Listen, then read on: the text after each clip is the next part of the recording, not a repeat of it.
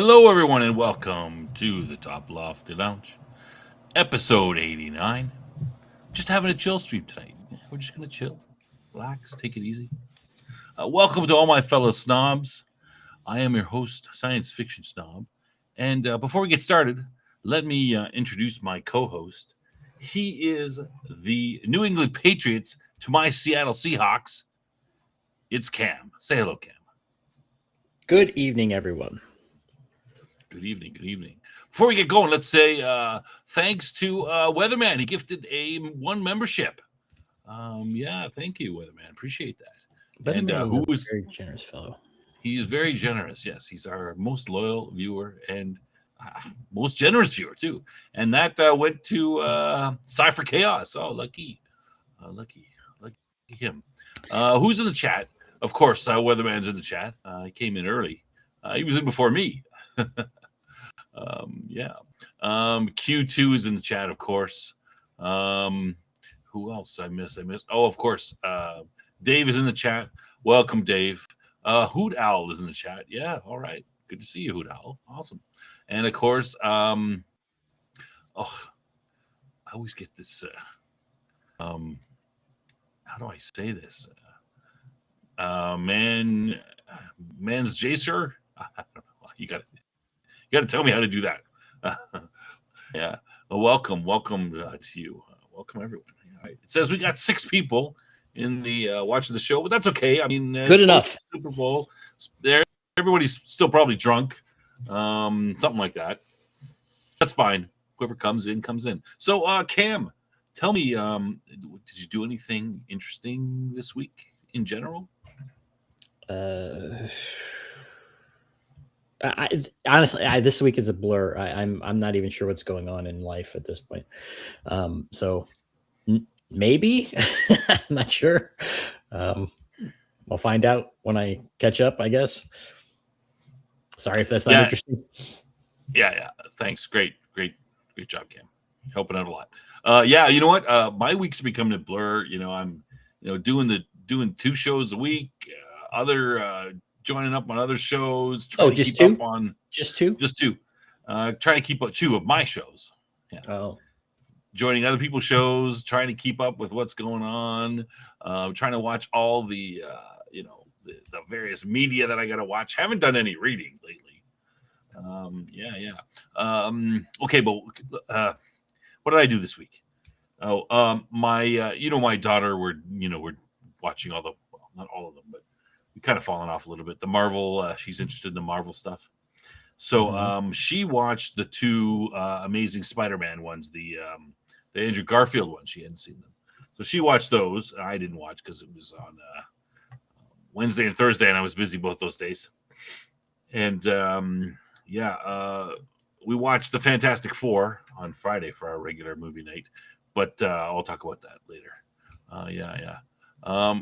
We watched the halftime show for the Cadillac F1 reveal. You're close. Man with a J and share as in sure. Man J Share. Or is it Manjashire or Man J Share? I'm very good at that. Greg pops in. Hi, Snob and Cam wanted to pop in and say hi. Can't stay long. As do we know how Mrs. Sci-Fi for me is doing? Yeah, Cam, do you have any? They did a stream. Jason did a stream. Was it last night or was it Friday night? Anyway, from I think it was Friday or Saturday. That was his review of Starfleet Academy. Starfleet, I think. And Mrs. Boss was there, and she did. She had some commentary, so she seems to be. She always seems to be in high spirits for for having these kind of persistent issues. But so she seems fine, and of course we wish her well. Yes, of course. Get well soon. Well, it's -12 where you are. Well, where's that? I got to say, I'm in Alberta here in the Edmonton area, which is pretty far north, and it was like +8 degrees Celsius today. It's pretty warm. Yeah. So I know you guys are all freezing down there. I mean, Jeff keeps complaining. 8 degrees. That's like 40 some degrees Fahrenheit. Yeah, it's the middle of winter, and it's a real pain. I got to tell you, because when we clear the snow from my driveway, I got a 300-meter long driveway. when we cleared the snow from it, like, the snow stays there and it fills in the holes, and when you clear the driveway, all you're doing is pushing the majority of the snow away. You get all the snow on top, right? So I always have a problem in March when we go from, sometimes April, wherever, when we go from winter to spring, it gets plus, and then it all melts, and for a week it's like, driving through a river of mushy snow, and you got to be real careful about it. Well, that's what's happening right now, and it's only February, and we still have 2 months of winter left, and I'm like, well, what's gonna happen? Is it gonna freeze, and I'm gonna be skating to get out the driveway soon? Like, what's going on? Right? Yeah, it's just smoothing it out for for ice. And then there's water on it now, because today was, like I said, it was +8, and it's been like that for a couple days. Okay. Now it's not usually too bad, because what happens is that if it goes above 0 during the day, then the snow gets mushy, and let's say you drive over it, you put these big ruts in, then right, but they freeze at night, right? But last night it didn't go below 0, so there's water. It's worse, like, gonna get to the car, because like I said, when we say we clear the driveway, that doesn't mean we get all the snow off it. It just means we get enough snow off of it so that you can drive on it and walk on it or whatever, right? It's not like you're going through 2 feet of snow. So the driveway and everything's turning into a skating rink. It melts and it just sits there, got nowhere to go, and then it freezes. It will freeze at some point. So I did have a bit of good fortune today. Oh, how's that? Well, Niagara Falls, Ontario, -12. Oh, you're on the East Coast. Sorry, that's why you're freezing. Okay. The polar vortex is playing games with everybody. But I had I was, again, being winter and everything's a mess. So I'm like, well, it was a little warmer today, and I'm like, well, maybe I'll go and try and get my car washed. And so I pull into this place. I've never been there before, and there's a guy. He's just waving everybody into the thing. He's like, yeah, just go through our things down. So we're just getting everybody a top wash or whatever. I guess that's one thing they had. And I'm like, yeah, like, for nothing? And he's like, yep. So they, instead of closing down, they just decided to give everybody free car washes. So it's like, hey, that's cool. Save $10. Right. Yeah. So now I will be going back to them because they treated me so nicely. Wow, that's awesome. That's good. Loyalty to people. That's good. PB's in the chat. Good to see you. Greg, it's 74 today in San Diego. Yeah, well, I guess it's San Diego. Oh, well, I mean, come on. Madman is in New York, still clearing snow from 2 weeks ago because of the stupidity of our new mayor. Yeah, well, most politicians are stupid anyway. Worst Super Bowl ever. I didn't watch it. My kids were watching a movie, which we'll talk about. They watched the movie, and Madman will be happy when we talk about this part. What's the hate with Star Trek, Starfleet Academy? Personally, I'm enjoying it. We can talk about that a bit later. And I've been watching it. I am not enjoying it. I am not. Jason had some choice words.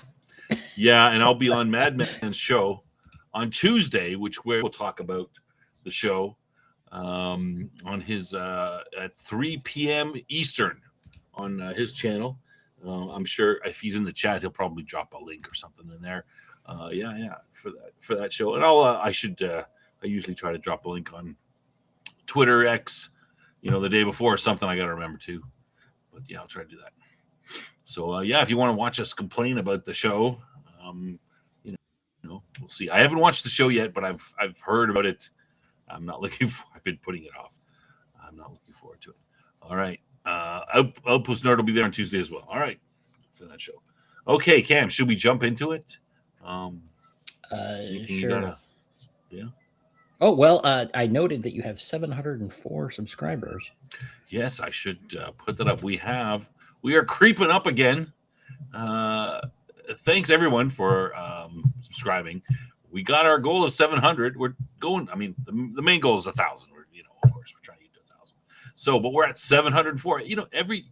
Used to be we go days without anybody weeks subbing, weeks sometimes, and now it's kind of like one a day we're kind of averaging. So that's good. The Peter Jurassic interview really helped get the word out, I think, for all the channels involved. And so, speaking of success based on that, our good friend Q2 Cast Madman has just to the moon with his views on his part of that interview.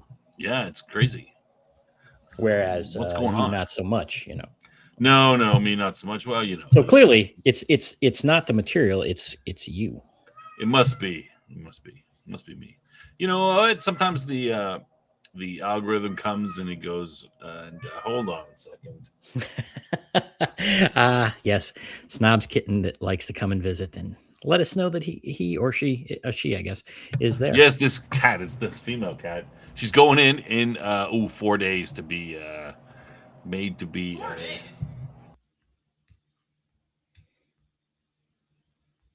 Technical problems, I'm sure. Yeah, she's going in 4 days to get her, you know, the thing. But I don't think that's it. She's just likes to go around and, she's got older cats to fight with, but they don't want to fight with her. They're like bored, and so she just comes into the studio here, also known as the basement, and just meows like she's trying to echolocate herself in space.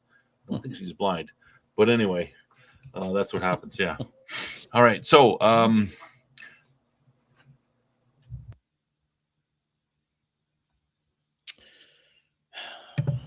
yeah. So, the Super Bowl. Did you watch it, Cam, or were you on? No, I didn't watch any of it at all, and I don't Yeah, care. I'm not a big fan of American football. What are you guys saying about their Super Bowl? I saw that it was low scoring, at least through Very the low first scoring. half. PB says defensive It was game. like soccer. Appreciate the technical part of defense. Wasn't very entertaining. Yeah, it's like soccer. 1-0. Exciting game. It was 1-0. Yeah. All right. Okay. All right. So not a great Super Bowl. Usually the Super Bowls are blowouts. I guess what 29-13 is that? Would you consider that a blowout, Cam? Probably. No, Kind of a I mean, blowout. that's not. Yeah, I guess given that it's so low scoring, it's a big Bit of a percentage difference. blowout. Yeah. Kind of matters when they got the points, but So Seattle. So anyway, Seattle won that. Seattle won 29-13 was the final score. If anybody doesn't know, if you didn't get there, why don't cats meow at other cats? I don't know. They just meow for people. Yeah. Your friend's dad won 4K on the game. Oh my goodness. Oh. Pretty risky. What is the Super Bowl thing you're talking about? Oh, he doesn't. Madman doesn't know anything about it. Yeah. Okay, so what would you listen? So this is just chill stream. We're just gonna hang out. We got a couple things that we want to talk about, but we're just gonna meander through. So if anybody in the chat has something that they want to talk about, you want to push it up there, we can do that. Is there a better version of the Babylon 5 DVD releases, extras, etc.? I have the Blu-ray, which are very sharp. All 5 seasons, the Blu-ray, but they don't include any of the movies, and there's no extras whatsoever that I can see, at least anyway. Maybe in the final, maybe low rent season Blu-ray. 5, it's just like it's cut down. I mean, it's good. It's just like boom, boom, boom. Minimum amount of Blu-rays. The quality is good, but I don't think there's any extras at all. So if you don't want, if you want to save space for Blu-ray, but like I said, no extras, nothing. So I don't know. Someone should. I did watch part of season 1 on the DVDs. Cam, did you? How are you watching it? I'm sorry, sitting. I'm watch. I have the older pre-Blu-ray version, but I've been watching the Blu-ray. The DVD one. No, I got the Blu-ray also recently, and so I'm watching it on there. So I borrowed I had season 1 of the DVDs, and I started watching on those before I got the Blu-rays, and they seem to have everything. Like there's extras, there's commentary. I noticed that a lot of the you watch the episode, a lot of it will have last time on and next time on. Babylon 5. They had pretty much everything there, but yeah. All right. Okay, so let's do what else here. Kid Rock at halftime. I was hoping to see the immigration catapult. Oh my goodness. Defensive game, 29-6 till late. So a blowout by enemy. Yeah, that's a blowout. I'm just looking here. It says Seattle 3 in the first and then 6 more in the second. So that would have been 9-0. Then 3 more in the third. That would have been 12-0. And then 17-13 in the fourth. So, yeah, I guess that. Yeah. Even though the DVD has a lot of features, the Blu-ray has a good look to it. Yeah, the Blu-rays are super sharp. I don't remember ever being that, like it looks like really crisp. I'm looking, it wasn't that good when it was on TV, I'm pretty sure. But yeah. And Weatherman says he got the DVD series. It has the movies and extras, but it's not HD. Yeah. Mm-hmm. So, you got your choice. Do you want the extras and stuff? And I think Jeff has the extras because he's always talking about commentary, the commentary and stuff. And Babylon 5 is free on Tubi if you want to just watch it there. Yeah, it's all right. Okay, good. Okay, so we hit on Babylon 5 a little bit. What would you like to talk about, Cam? While we're waiting for the chat to give us some. Why don't we get through your the thing you forced me to watch? Did I put that up on? I don't think I. Oh yeah, I did. Okay, hold on a second. Let me. Okay, I put this up for you. Okay. I can change it. Oh, let's replace it. Let's do. There was a new Mandalorian and Grogu trailer came out during the Super Bowl. What did you think, Cam? Well, I'm going to spoil it, I guess, for anyone who. So it basically it had tauntauns and Mando and Grogu in a cart, and the tauntauns are pulling it, and it was basically a spoof on the the Budweiser Clydesdales, I'm passing. Who's that actor? Sam, who's doing the reading of it? Sam. I don't remember. It's a really old guy. Yeah, the guy who's like a cowboy and everything. Yeah, Krusty plays the cowboy type stuff. I think he was on. I think he plays the older guy on Landman. So. Okay. Well, I don't know if it was him or someone's doing his voice, but yeah, it was that. It was a spoof, so it was copying, the whole thing. It was mildly amusing, it was pretty funny. Yeah, there's nothing there though. They're just going along and right. Yeah, Sam Elliott. There you go. He's Sam Elliott. That's him. Yeah, of course. I like it. Hell of a thing to have your memory go. Yeah. PB says he's watching or rereading Heir to the Empire. Great novels, great author. Real Star Wars. Yeah, that was the first thing I watched after, after Return of the Jedi came out. We were all teenagers, and we're all like, hey, should be good. And it seemed like forever after when for that to come out. Because when did it come out? It came out in 91. So that's 8 years. Yeah. Instantly, I met Timothy Zahn at a game convention actually. Did you really? Wow. Yeah, and he was a really nice guy. I mean, he said, he autographed. I bought it was his new Thrawn book that he had written. This was, I don't know, maybe 8 years ago or something like that. And he was there with his, I think his wife, and nice guy. Just chatted for a while and really friendly guy. Good, yeah. Great books. No, I always. They should have just done Heir to the Empire. Who cares? So you got to pay Timothy Zahn $100,000. Well, it's better than having a crap movie. Just do the whole Thrawn series. 5 years after the Empire. It would have been great. Any thoughts on the movie Mercy? I have not seen it yet. I saw it. I saw a trailer for it. Chris Pratt movie. I thought it looked interesting. Science fiction feel. Cam, did you know anything about it? No. You haven't seen it at all? Yeah, I've seen it. Just, I think, is it out yet? I heard about it. I don't know too much about it, but I'm gonna have to look into it. Chris Pratt's all right. Did he do the last one where they go into the future to fight a war? That one was a bit, a good idea, not very well executed. But yeah. Which movie was that? I can't remember it. It came out a couple years ago. Was Tomorrow War, was it? something like that. I don't remember that at all. No. Okay. Battlefield Earth is the best sci-fi novel, but the worst movie ever. Yeah, it was the worst movie when it came out. I think it was one of the worst sci-fi movies when it came out. I don't know now. There's been some pretty crappy movies since then. I have a review of Battlefield Earth on some of my older content on the channel if you want to look at that. But I don't know if it's the best science fiction novel ever. It's certainly the longest one. And, people crap on L. Ron Hubbard. But, and he does tend to do these, these characters that are invincible type of thing. He's got basically three novels with the same character is just invincible. But I don't think he's that bad. I give him a little bit of, yeah.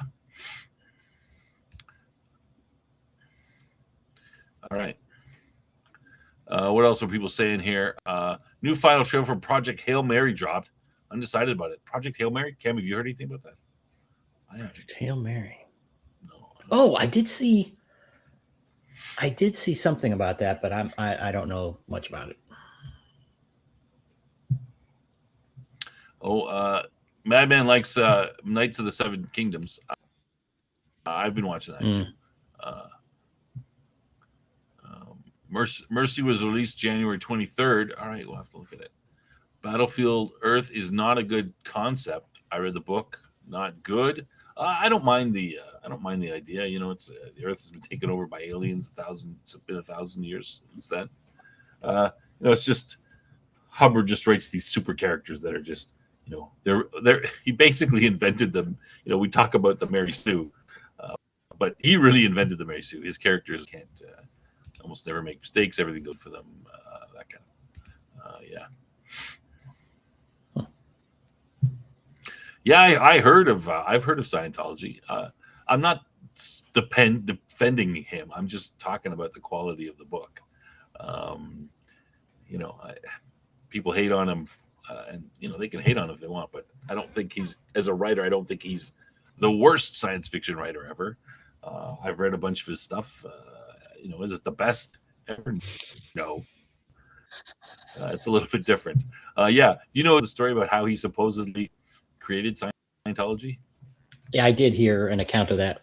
I think involving supposedly Asimov and Heinlein were talking, and he was around, and they're like, "Oh yeah, how do you make money and stuff like that?" And one of them, I think it was Asimov, counted, "Hey, if you really want to make money, and you want to, you got to make your own religion, and then you can be, you can get tax write-offs." The version I heard was Heinlein said that, but Heinlein said that. Oh, okay, might have been Heinlein. But anyway, who knows? This is probably not a real story. It might not even be true. Yeah, but supposedly, they were talking like this, and Hubbard goes, and off he went and did it. Supposedly. How dare you? Yeah. Battlefield Earth is a bad book. I don't think it's a horrible book. It's not the best thing, but it's not, horrible. It's all right. I have a copy of it. Yeah. Ryan Gosling is the lead in Project Hail Mary. PB, shall we go through how crazy some of the classic sci-fi writers were? Yeah. Well, compared to what? Compared to today's sci-fi. What do you know about Heinlein, Cam? Well, he had some weird proclivities, as I understand. Well, he was a very, very strong libertarian, but he's also very into he was poly before poly was cool. Him and his wife were swingers, and did all kinds of polygamous, and it's reflected in his writing. If you notice, there's some of his books, Time Enough for Love, and people are living in polyamorous situations, and changing computers, people changing their sex, sort of. The Moon's a Harsh Mistress, of course, has all those kind of things going on. Well, that one had a reason for it, at least. That made sense. Apparently, Asimov was a bit of a pervert. He liked to slap women's asses. In the early 70s, people didn't want to go to women writers didn't want to go to science fiction. Because Asimov would come by and be like, "Hey." Yeah, and he would slap them on the ass. Hey, baby, whack. And disgusting. So they don't have to be on a lookout for him. By this. For him, he was he'd pinch him or something. Like he was like, oh hey, baby, animal. Like Jesus. I mean, people get away with that kind of stuff. That's right. At least be drunk when you're going to do that. Well, maybe it was. I don't approve. I disavow. Yeah, I disapprove, of course. So that's just those guys. I'm sure some of them are weird. Heard rumors that there is a progress for Cavill on a Highlander film and a Warhead series for Amazon. Yeah, I've seen that.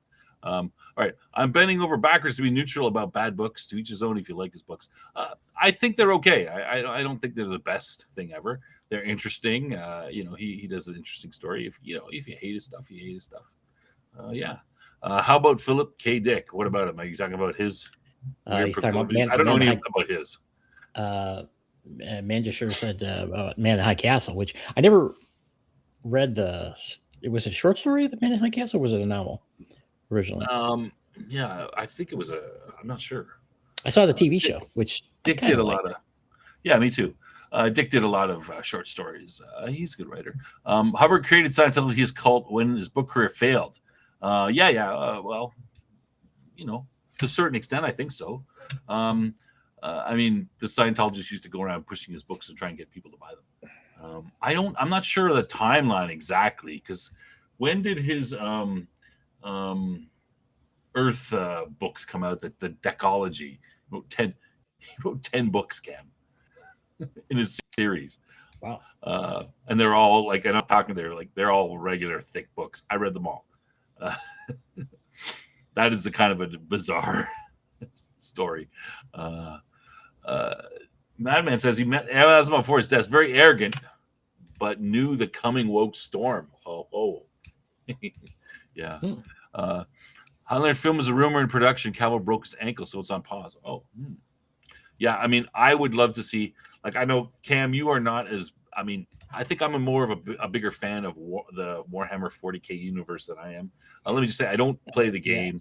Yeah. I like the universe, the grim dark. I like different things.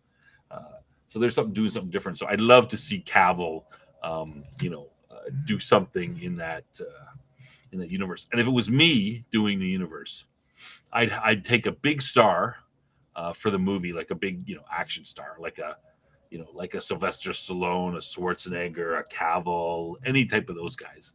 And I put them as the lead, and they'd go through the whole thing. And then at the very end, I would bring in some other star and say, he would say, good job, buddy, or whatever. Hey, how did it go, or something. And then the first guy would get killed. And then we do the next movie with another star. You'd only do one movie. You wouldn't be able to go back. You'd have to get a new mainstream actor, and I just keep doing it like that. And you get Carl Urban or something, that kind of thing. All right, PB's now he's picking on me. Snob is an E meter and a member of the Church of Scientology. His picture of Hubbard is in his living room. No, I don't. I have. Look, I don't know if any of our viewers are Scientologists. Probably not. But I'm not down with cults, and I'm not down with that cult in particular. And I make no excuse for them. I watched some of the the stuff of what they do, the documentary, and I am not a supporter of that type of thing at all. Though I would like to start my own cult, the cult of snobbery. But maybe I could learn something from them. But I'm here talking about their books. I'm not trying to talk about any of that stuff. Let's get into controversy. Let's blow it up. Let's get some of that attention. Watch. Look, our viewers are spiking. They're going up into the 100s. All the Scientologists are coming on, and they're starting. No, that's not. Ooh, yes, I respect everyone's beliefs. That's right. Cam is just trying to make sure nobody goes after him. It's much safer that way. Okay, let's get off of that. I don't really care about Scientology. Update. Okay. So let's finish. Did we finish this off? Update. Yeah. Yes. Did we finish this off? Do you? I don't know. We're just all over the place. Let's just keep going. So this movie, are you looking I'm forward not to going. this Mandalorian movie? I'm thinking it's No, going to I be will not be stupid. seeing it. I have no I don't know interest. what it will be, good or bad. I don't patronize Disney Star Wars, so it's a dead issue for me. I'm willing to look if someone makes a good movie, I'm willing to go see it. And no matter how they screwed me in the past or put out garbage, if it's good. But I don't see anything. Well, first of all, okay, so the people say, "Oh, the Mandalorian was." I mean, oh, season 1 and 2 were pretty good. I mean, I thought they were okay. Season 3 was horrible. Um, the what was it? The Boba Fett was even worse. That was just garbage. So I don't really have any. I mean, I don't. This is. The Mandalorian is supposed to be like a bit of a kind of a bounty hunter, gunslinger type, and he's carrying this baby Yoda thing around. What the hell? Like, That wasn't my who problem. wrote that? I watched Mandalorian from the beginning, and it was okay. Yeah. It's kind of a highlight in the Disney Star Wars. At least some of it is. I didn't watch the last season. I don't. Maybe there was another one after that even, but Well, Boba Fett was as I've said was many kinda- many. Right. But then there was one after that. I'm sure there was one other one, and then I don't know if there was another one after that or not. But uh, I it just just became dumb. yeah, I don't care. Yeah, it's just. I mean, they could have. With the Mandalorian, they had a good character. I mean, I would have just went with Boba Fett and just did that. Kind of a weekly series, a guy going around to different places in different in new interesting places in the Star Wars galaxy, bounty hunting and doing whatever. What do you need is a baby with them? It's like John Wick and a baby. Can you imagine John Wick going around carrying a baby with him or something? Anyway, it's just because they had Baby Yoda and all the girls went, "Oh, it's Baby Yoda," and we got to keep that baby in now. Can't get rid of that baby. And they just the baby was training to be a Mandalorian and was shooting things in the last season and stuff. And I was going, "What is going on?" Yeah. Anyway, okay, that's good enough. I just thought that teaser trailer was just kind of foolish. And they had Baby Yoda in there, and what does he do? He uses the Force to bring the reins to him, and he starts doing the thing. I guess Baby Yoda's going to be running the show. I guess. What the heck is going on? It's crazy. All right, what's next, Cam? Beats me. Anything in the chat? Anybody? I'm watching you, chat. If you have something, don't be afraid to shout it out. Maybe you'll distract us. We'll go on to it. Let's go on to Cam's favorite. He wants to talk about Eclipse. Well, I wanted to talk more about Eclipse last week. Yeah, this is now. I finally got some of the Second Dawn pictures here. This picture's taking a little bit of time to upload here. This is a good one. I think you'll like this picture.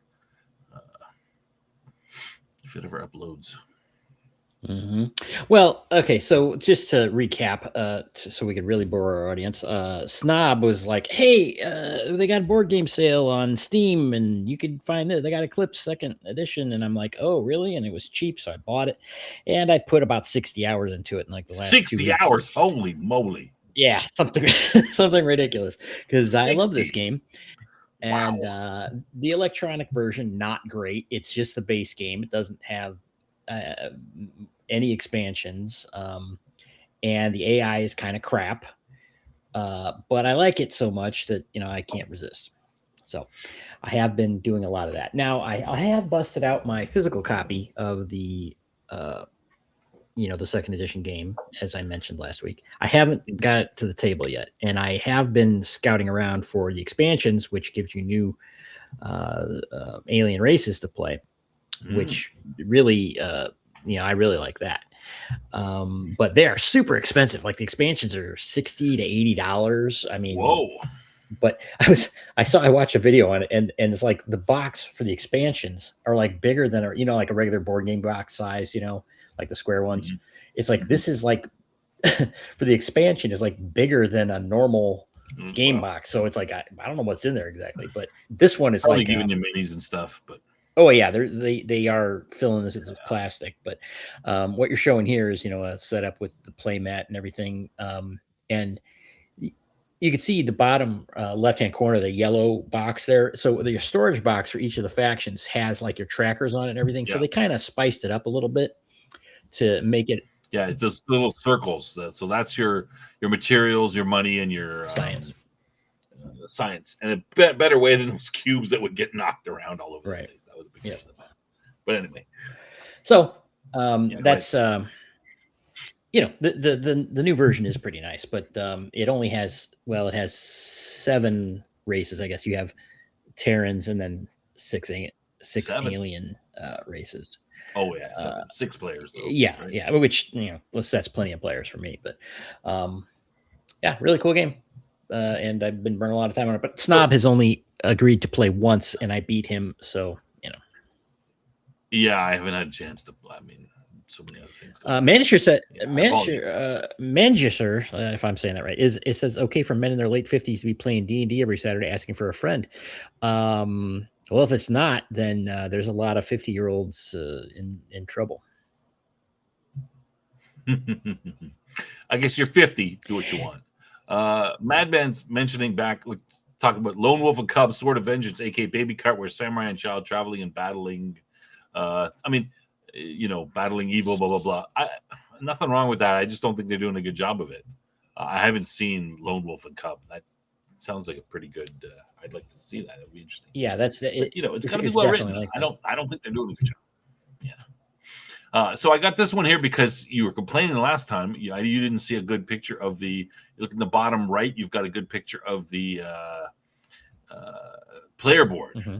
Yep. So you got the player board. You got these. Yeah. So That's you that. should tell them a little. Well, that bit one's about showing that's one of the Terran factions. All the Terran factions are the same, and the way they do it is you have a player mat, which you see there, and it's double sided. One side is alien and one side is Terran. So you have 6 Terran players theoretically, and then 6 different alien races. So, and you can switch that. And so what you're seeing there is along the top you have your ship blueprints. So that's the theoretical ships you can build, which you can modify and with different technologies and things, and then That's at the top of the player right. board. The little blue things that are Right. blueprints. Yeah. And then Sorry. at the kind of the middle right of the board, that's your technology developments. So that's what you actually have access to. And then on the right side, you see the little shields with numbers. That's your combat victory points. Now those are shown face up. You're supposed to keep those face down during the games. So the other players don't know exactly what you have in terms of points. Along the bottom edge there, you could see some little yellow discs, and that's basically your action tracker and what actions they play. This is like the middle of a turn they're showing. So that's the player board. And again, it's got a really good. It's a really good combination of mechanics. This we mentioned last week, this Euro feel, or Euro meaning, there's the economy to it, and you have to be dealing with your scientific developments and managing material. It's kind of simplified though. It's not like this very complex thing. You've got money and materials, science, and you're buying certain things with certain. It's not like you have, like an MMO or something or a video game where you've got like 10 million different materials to be tracking and all this nonsense. It's very streamlined. But the weakness of the game, in my opinion, is the combat. What do you think, Snob? Well, I mean, these things are always okay. Let me go back. I say, I agree with you with that first part, and I like the mechanic is that you can do an unlimited number of things per turn, sort of thing, right? But if your economy will support it, I mean, I mean, you can't really, but you technically could, right? So what happens is the more sectors you take, you have influence discs, and those go on there. And every time you take a sector, it costs you have to put an influence disc on, and each influence disc reveals a larger amount of maintenance cost you have to pay to in order to to survive the round. Like you said, all right, that's what your main cost for your money is, paying for influence. So doing an action that costs an influence disc. Taking over a sector costs an influence disc. Well, at the end of the turn, the influence you use to do actions you get back, but the ones on sectors you don't get back if you want to keep that sector. Of course, if you can pull them off and then uninfluence that sector, but then you lose all the resources you get from that sector as well. So so it's a great mechanic for balancing. Getting bigger, but you need the economy to support it. You need the money. So yeah, I thought that was the key part of it. Now, as for the combat being the weakness, now why do you say that? Is it because anything with combat and dice rolling is going to be a little bit wonky, right? Like this is Axis and Allies. Any of the Ameritrash games are kind of it's because the combat mechanic itself is pretty boring. It's based on d6 dice, and it's basically you hit on a 6 or a modified 6, that is. So if it's a natural 6, you always hit. A natural 1, you always miss.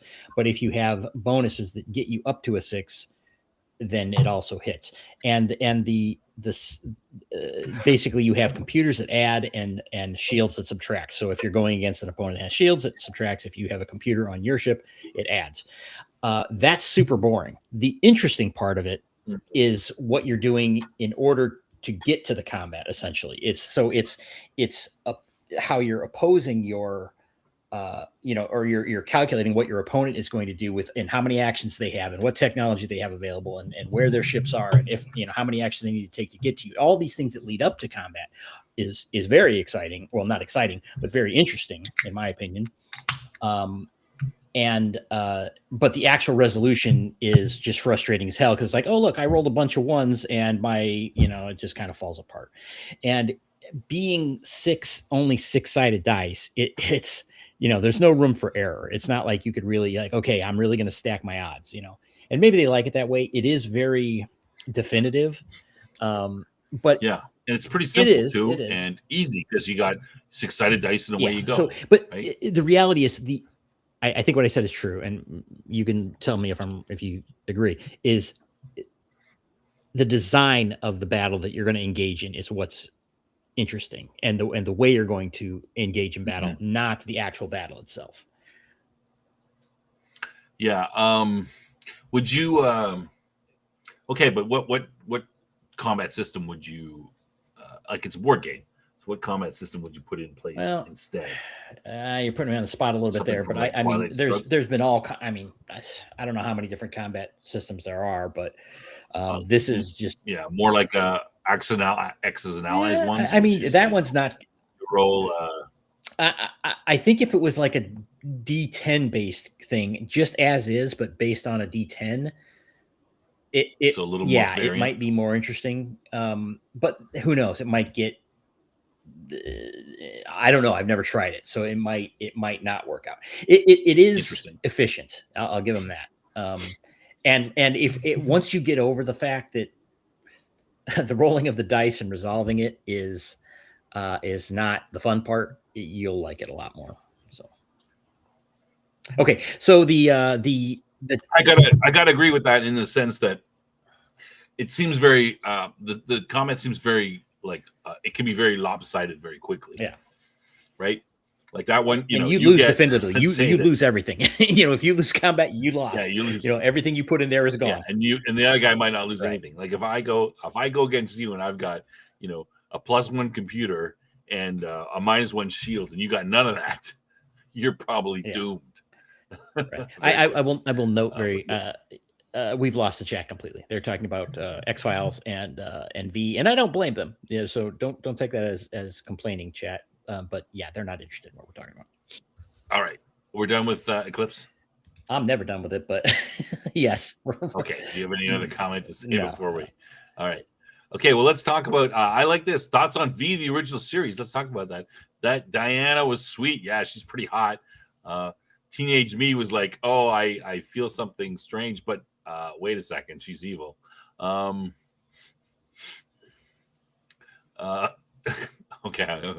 I'm not gonna put that one up. All right. I recently got last year for my birthday, I think I got V, the original series, and I want to get the the final battle. I haven't got that. I was hoping to get that. I didn't get it this year, but I did rewatch it. Great series. Awesome. I love that. Diana was scary but very sexy. That actress, she is great. Her name escapes me for a second. I'm sure the chat will tell us in a second, but she was awesome. great as that evil Diana. Apparently, she's very nice. I think she's been at some cons, and people have said they talked to her, and she's like, oh yeah, she's really nice. She's great with the fans and everything like that. So yeah, it'd be awesome. Cool. All right, Neutron's in the chat. Hey, welcome. Yeah, good to see you. Yeah. All right. What else?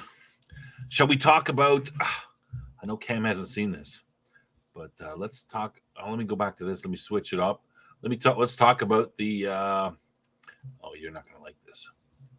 All right, let's talk about it. Oh. Let's talk about the Fantastic Four.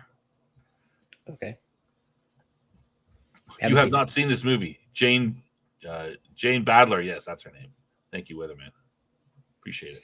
Oh, look, there's that idiot, Pedro Pascal. Yeah. So my daughter wanted to watch the movie, and she's like, some of the movies we watched, I'm like, oh, this is not, some of the Marvels, I'm like, oh, this isn't very good. And she was always a little bit, oh, it wasn't that bad and stuff. But you know what she said about this one? She said that was really bad. Pile. That was bad. That's bad. That movie sucked. Unquote. She said sucked. And I'm like, whoa, you've been always, some of the other movies we saw. Watch your mouth, young miss. Yeah, she's all like, oh well, that wasn't that bad. She was a little more. And she goes, that movie sucked. That was stupid. And so I had seen it once in theaters. I hadn't seen it since. And so I kind of was really looking at it from a, much more analytical point. Yeah. Let's not never speak of it again. No, we're going to speak of it a little. I'm helping to find out why the movie was so bad. I mean, just like very little action. Like you hardly ever saw Reed do his rubber thing. There was basically, there's a montage at the beginning of a little bit of action when there's an announcer and he's talking about Fantastic Four came into our lives 4 years ago and they've done this and that, and there's a little montage of them fighting various things and doing stuff. Very, very, and then they sort of had a bit of a battle scene they go to meet Galactus. They have a little bit of a battle scene and then they run away. But it's really not like, they get into their spaceship and Johnny tries to shoot them with the guns on the spaceship while Sue's making invisible. Meanwhile, she's having her kid. Really? Reed Richards is portrayed as this sort of, what's the word? Idiot. Well, no, very, I'd say he lacks confidence. He's like worried about the whole time about the kid and what's going to happen to the kid. And, oh my God, will I be a good dad? And blah, blah, blah. He's like riddled with uncertainty, no confidence whatsoever. And I'm like, oh, this is lame. Meanwhile, Sue is, Reed is normally the leader of the group and he does the international stuff. But instead, she's doing it. She's doing the international stuff. She's making peace with Mole Man. She's your cat agrees. Yeah, the cat didn't like the movie either. She's in the front of the UN and talking to people and making all the things. And I'm like, okay, fine, girl power, I guess, but that's not how it originally goes. And then they have there's almost Johnny is. It's like they're like Johnny was the ladies' man. Mm-hmm. They're like embarrassed about that. So there's none of that in there at all until they meet the Silver Surfer girl. And he's like, they're like, shoot her. Like she's chasing them. They're like, shoot her. And he's like, hey, find him in a girl I kind of like, so there's none of that. And the funny, and they do develop, Ben Grimm, they do develop him in a sense because he's walking around, the place he grew up in Brooklyn on Yancey Street or wherever it is. And he's like talking to kids and they're like, hey, do the thing, say the clobbering thing, lift up that car. So he's getting a little bit of, you're seeing him walking around, but Johnny gets none of that. And then they have the final scene where they push Galactus through a teleportation hole, spoiler alert. And, he goes away. And actually Johnny's about to push him through. They almost push him through. Sue's really the hero pushing him through. Like she dies trying to get him through, right? What? She dies? Yeah. And then Johnny's going to do the final blow, and then Silver Surfer chick knocks him out of the way and then knocks Galactus in, and she goes in, and they both disappear. And then, of course, Franklin, the kid, mommy, mommy, I miss you, and he brings her back to life. It's supposed while Oh, they're all standing there going, oh, she's dead. So I mean, that's the sounds movie. like no stakes. Well, I mean, the stakes is Galactus is going to eat the world, but I mean, it's just very, very little action for a superhero movie. You know, Well, this is one of those things that's, Disney took a premiere property and instead of doing something long lasting and memorable, like a really well constructed TV series, they turned it into a piece of crap movie with garbage casting and made a bad joke of it, wasting I lots and lots of money I on mean, the I don't process. particularly like Pedro Pascal in this role. I thought he was good in Game of Thrones. I liked him there. I don't think she's a very good Sue Storm. Ben Grimm's okay, I guess. Johnny, Um, okay, let me just. Everyone's just. Oh, look, see, the chat is engaged. They like this. They hate this. They don't want to talk about it. But Jessica Alba in the first remake was gorgeous. The film was an insult to the Fantastic Four. Mr. Fantastic is the smartest man on earth. This film, he's a weak, clueless soy beta. Yeah, that's probably a better way of putting it. That's much more accurate PB than what I said. Yeah. Your cats are answering my cat. All right, Ron, awesome. Why are we talking about this girl boss MCU film, the Silver Surfer abomination? Yeah, it was, yeah. Weatherman likes Kate Mara and Jessica Alba better than Vanessa Kirby. Yeah, Vanessa Kirby plays Sue Storm here. She's fine, good looking and everything, but the acting wasn't that good. Galactus was retconned. He didn't look like Galactus. You haven't seen the film, have you? I thought he was like he looked in the comic book with the headpiece and all that stuff. I'm not an expert though. I thought he looked similar to what I remember seeing him when I saw him in the front of comic books. They should have made the Silver Surfer Peril by Stan Lee and Mobius. Stop! Don't mistake hate for like or engagement. Oh, okay. Well, okay. All right. Usually, it's that old. There's no such thing as bad publicity, only publicity. Anyway, okay. Cam, do you want to have any last words on this? I don't want to have a first word on it, but okay. All right, we're done.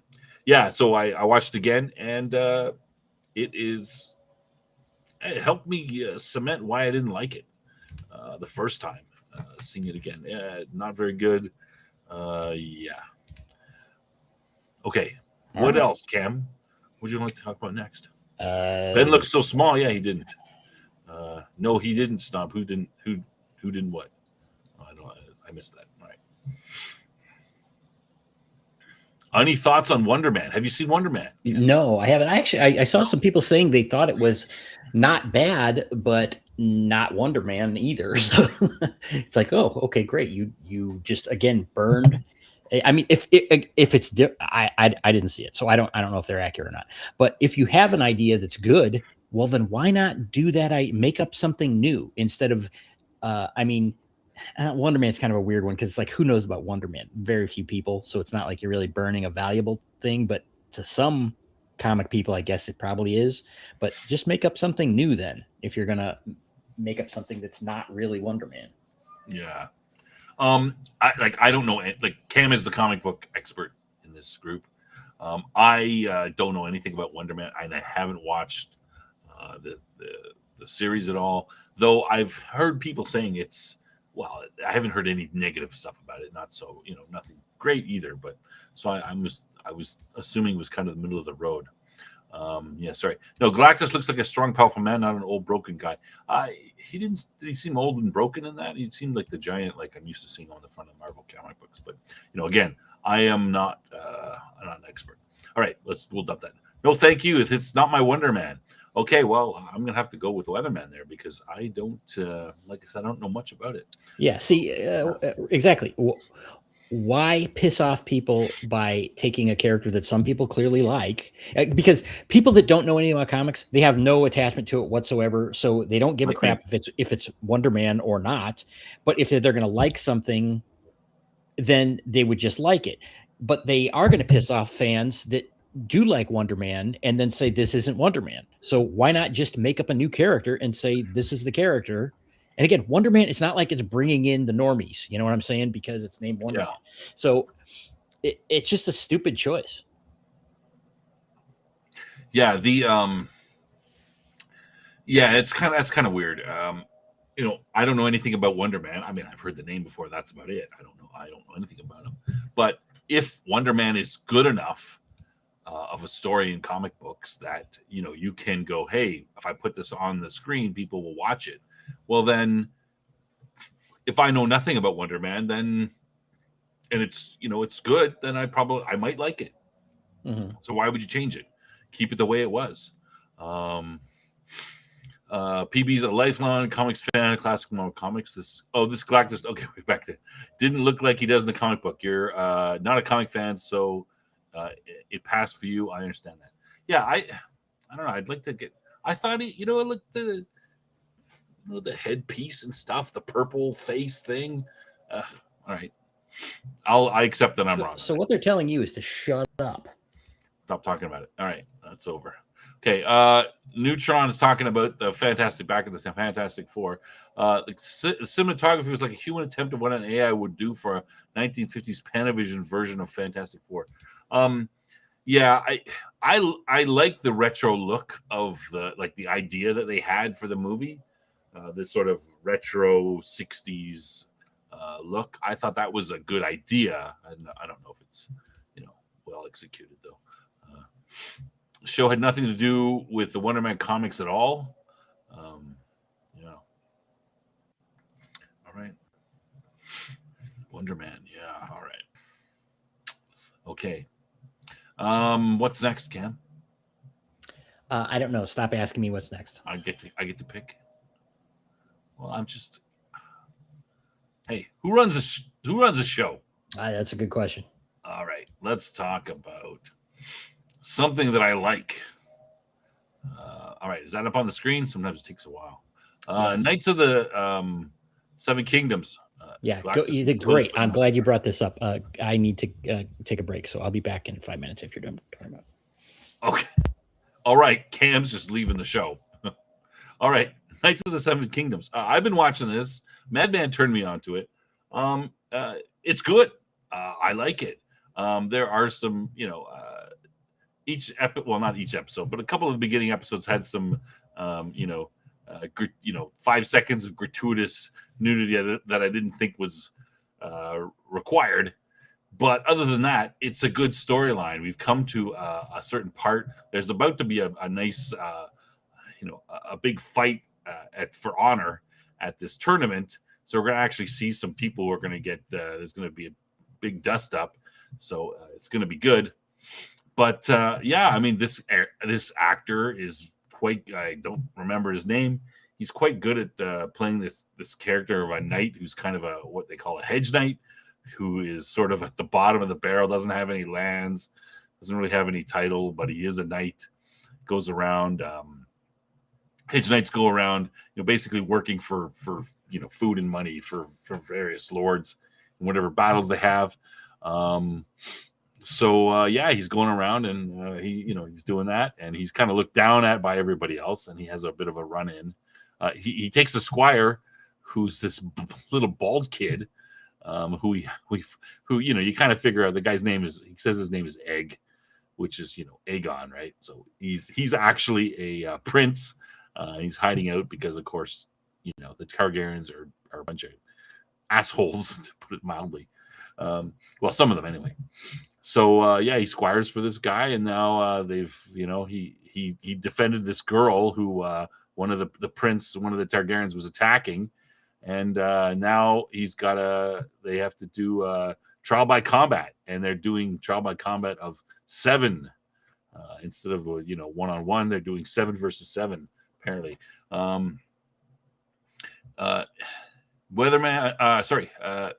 Madman says it's the best show on streaming TV right now. Other than, I really like Primal, and Primal's on right now, but this and Primal are what I'm watching. There's nothing I'm looking forward to. Nothing is, It's not a lot of good stuff out there. You're boring cutting George Martin. Yeah, I wish the guy would get back and write his books. I'm not a, but and I was not a fan of the way the last couple seasons of Game of Thrones ended. But this is good. So if you don't want to watch the stuff because you hate the guy, hey, that's your call. But I'm telling you, there's good acting, it's good storyline. Apparently, it's based on books that were put out already. So you can read the short stories and know what happens. Here, PB's telling us here 3 stories they wrote decades ago. The Tale of Dunk and Egg. Yeah, I've never read them, but it's good. Until he finishes Game of Thrones, it's a lifetime ban. Yeah, well, I don't think he's going to finish Game of Thrones. He's going to die before that happens, I think. I was typing in the chat. I could just chime in. Yes, stop supporting people that don't respect your time and your money. Tell them to F off and don't give them another dime. Yeah, but this good choice. I'm saying, of course you can do that if you want. But I'm saying that this story is good and it respects the audience, and that's why I think it's worth watching. Stories don't respect audiences. Stories. What's my favorite George R. Martin book? I've never read any of them. Well, that's not true. I read the first book from the Game of Thrones, but I had already seen, I came into Game of Thrones late. Like, it had been on for a couple of years, and I'd be like looking around, people talk about this Game of Thrones thing. On the Game of Thrones, what the hell is that? Oh, whatever.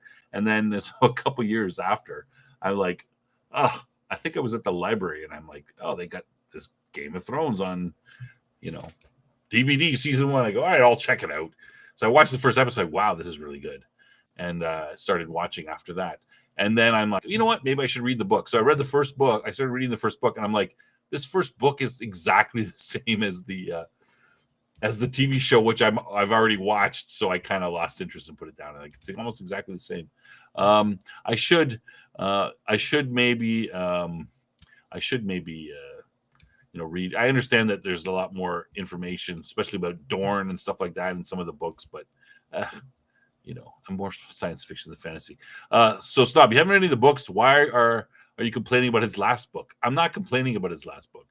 I'm saying that people complain and saying that he's not going to write. He hasn't write the book. Weatherman saying he's not going to, watch anything by the guy until he finishes his last book. I don't care. I'm just saying I don't think he's going to finish the book. And why would he? He's got tons of money. People, they're paying him just to make up crap. Why bother? But I don't care. He can do what he wants.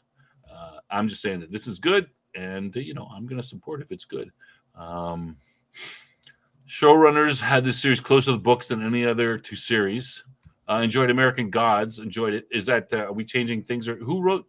Did Martin do American Gods? I like his wild cards. I don't know whose wild cards that is. Cam, he's a really good author. Fire and Blood, I think, is the best yet. Night Flyers. I don't care. Yeah. And I mean, I understand a lot of people like his stuff. I read the first 2 books of Fire and Ice, and the highlight of it was the prologue, which was great, by the way. I do the prologue of it. It was like, oh my God. Okay, quick rehash. Friends of mine were raving about these books.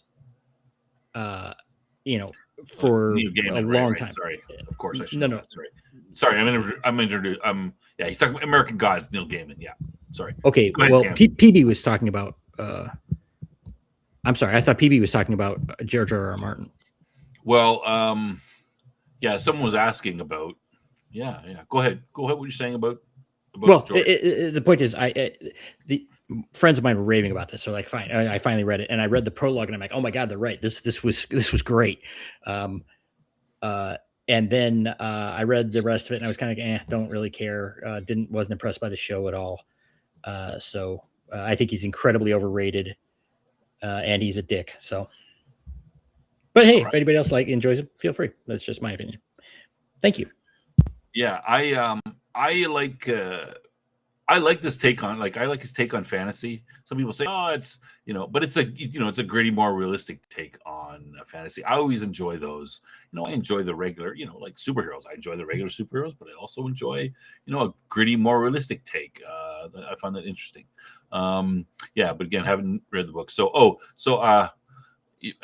Manjay is just trying to derail the conversation talking about American Gods. I watched the first season and a half or something of American Gods. Kind of lost a little interest. It kind of get a little slow, but I did like the final, the ideas in it. I might go back to it at some point. Yeah. Okay.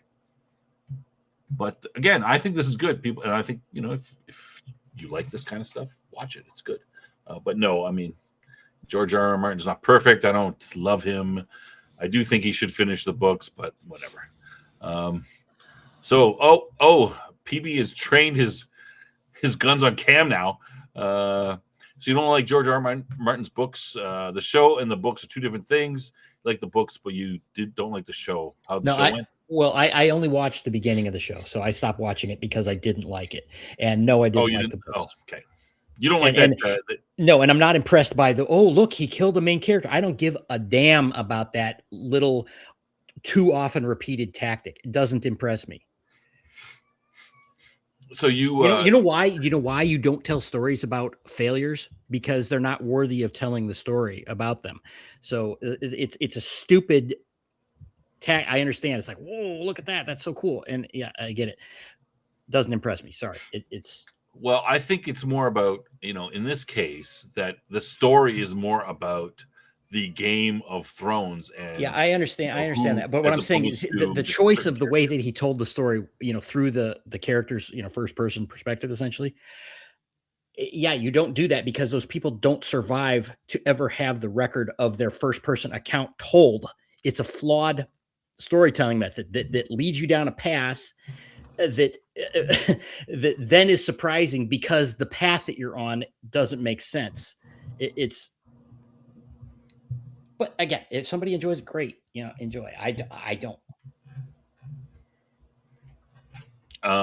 Yeah. Okay. I mean, Cam's got his opinion. I mean, you make a good point.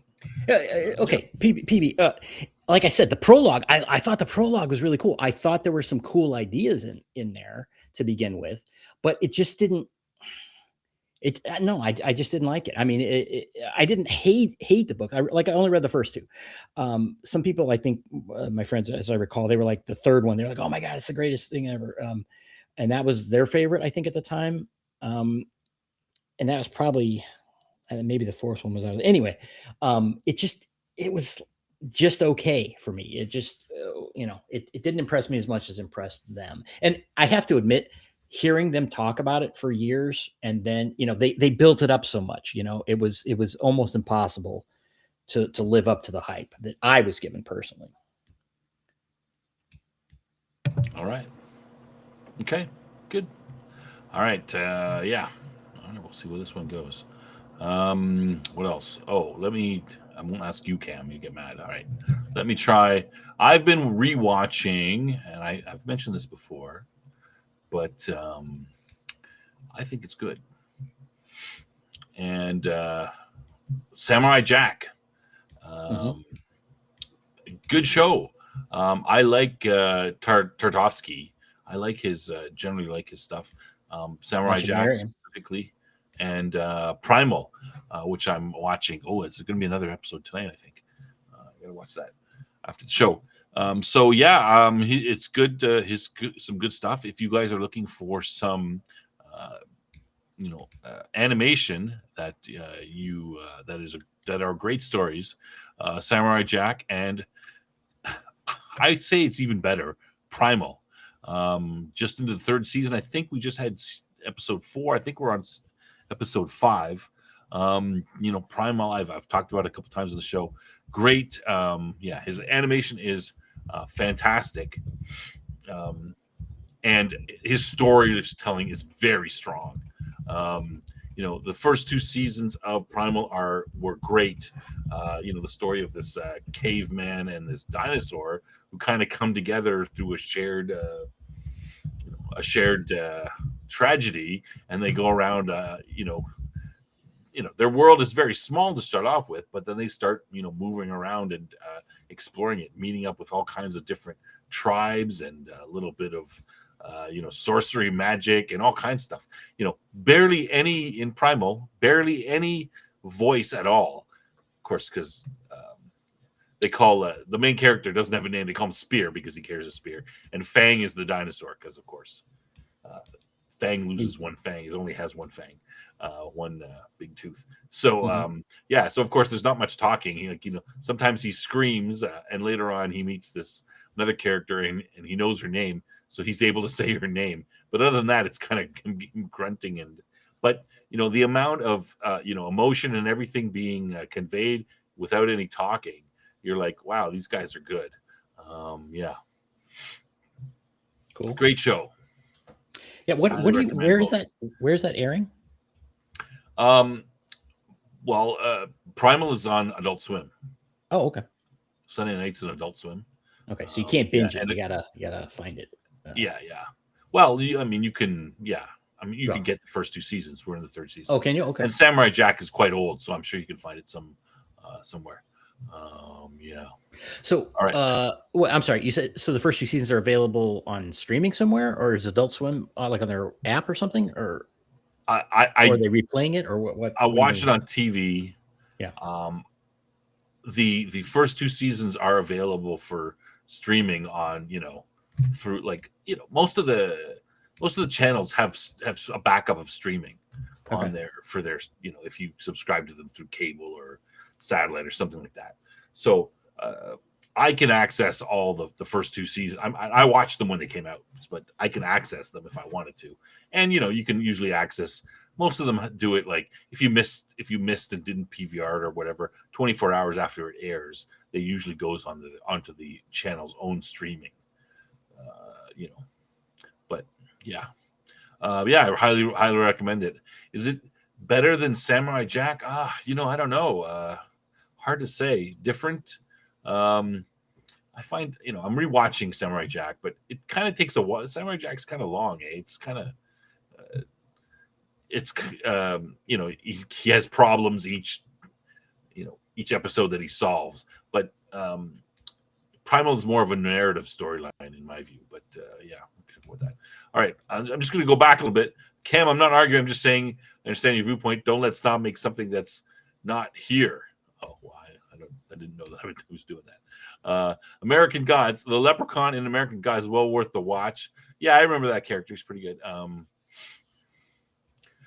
My agitation is not directed at you. It's only directed at me. Yeah, that's right. I respect our chat. Cam only gets agitated at me, not you guys. I have to survive his slings and arrows. So you're talking about Primal, Madman. His story is carried by how the character interact without or limited dialogue. Yeah, it's really well done. Primal. Excellent story. Not sure about. I don't know if I want to tell any spoilers about this season. I wasn't sure about how the season would go, but we'll see what happens here. Cam, you make a good point. Killing off one character in particular changed his entire story and put up guardrails he couldn't get around. I partly agree with you. It's a good. I mean, we're going to talk about that. I think it's interesting that he tried that, and I'm curious to see how it goes. But it's obvious that there were some problems.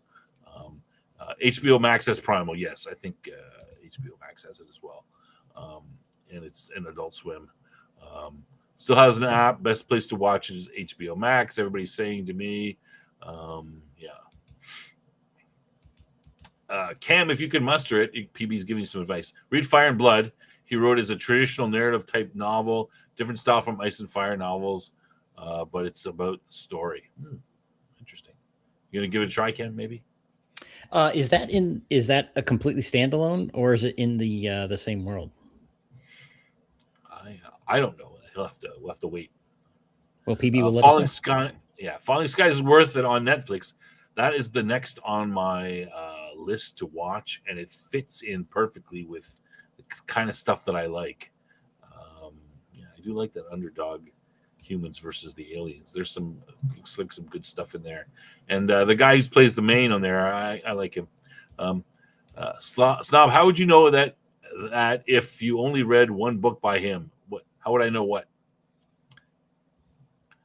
that he the guardrails being put up? Well, it's pretty obvious, if you watched I've watched all 8 seasons of the show. I'm not too impressed with season 8. It's pretty crappy. Season 7 is not that good either. But I know the books only go up to about season 4, which is why the show kind of falls apart. Let's talk about Fallout. Actually, I can talk about that. I recently picked up season 1, and I've seen the first 2 episodes. Cam, have you ever watched Fallout or played any of the video games or any of that? I have played Fallout 3 was the only one I ever played. But I haven't seen you're ahead of me then. I haven't played any of the games, though of course I'm aware of it, and I'm aware of the general storyline-ish, the whole idea of the world. Why don't you give a quick overview of the the sort of the storyline general world? Okay, first, quick PB. So it is in the same world, that particular novel. It's just, but it sounds like it's a standalone, different style, but in the same world. Okay, Fallout is basically there was a company that made these bunkers, and I'm not an expert on this at all. And then they had some sort of experiment where they were going to put people in these bunkers and do various things, and then there was a nuclear exchange of something, or a World War III kind of thing. It's like a retro 50s-ish kind of flavor to it. But then all these they're vaults. They're called vaults. The people in the vaults, anyway. Right, and this is from number 3, so I don't know about the other ones.